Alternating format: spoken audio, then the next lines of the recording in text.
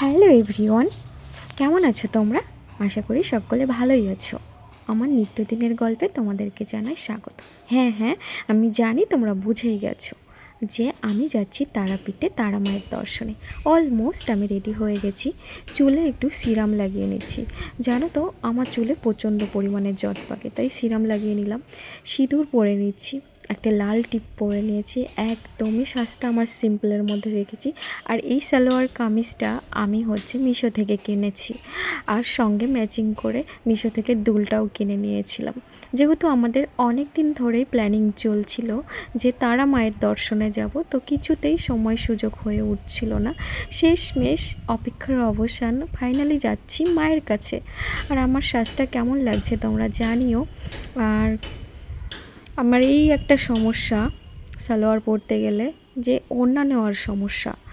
মানে পিন যদি না করি ওড়না কোথায় মানে গড়াতে থাকবে, রাস্তায় ঝাড় দিতে থাকবে, তার ঠিক থাকবে না। একদিকে মানে ছোট হয়ে যাবে, একদিকে বড় হয়ে যাবে, যার কারণে আমি এক সাইডে পিন আপ করে নিলাম। তো তারপরে লাগিয়ে নিচ্ছি আমার খুব একটা পছন্দের পারফিউম না নিলে মনে হয় যে সাজগোজটা মনে হয় কমপ্লিট হয়নি। তো আমি পারফিউম লাগাবো।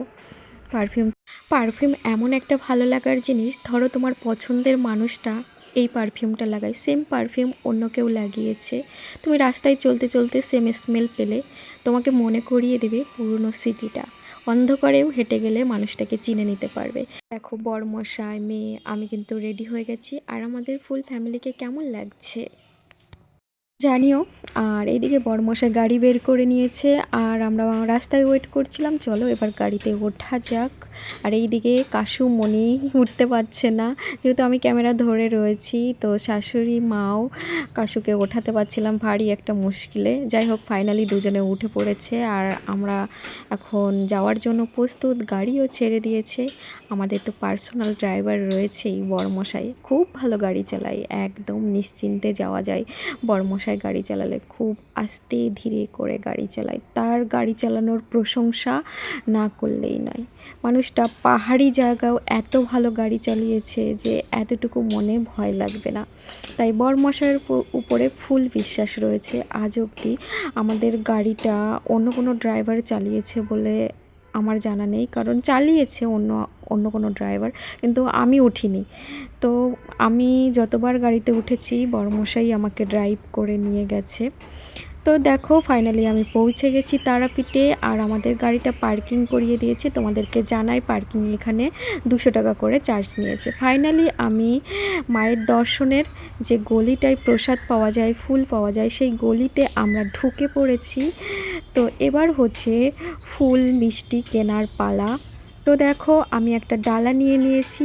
এই ডালাটা কিন্তু 100 থেকে 500 টাকার মধ্যে ডালা রয়েছে। তো যাই হোক, আমরা ডালা নিয়ে নিয়েছি মায়ের উদ্দেশ্যে। এবার দেখো লম্বা লাইন, এ যে কি লাইন! এটা ছিল জেনারেল লাইনে দাঁড়িয়েছিলাম মিনিমাম 1 ঘন্টা মতো। মনে হলো লাইনে দাঁড়িয়ে যে আজ আর আমাদের পুজো দেওয়া হবে না এই লাইনে যদি দাঁড়িয়ে থাকি। তো শাশুড়ি মায়েরও শরীরটা খারাপ করছিল লাইনে দাঁড়িয়ে দাঁড়িয়ে।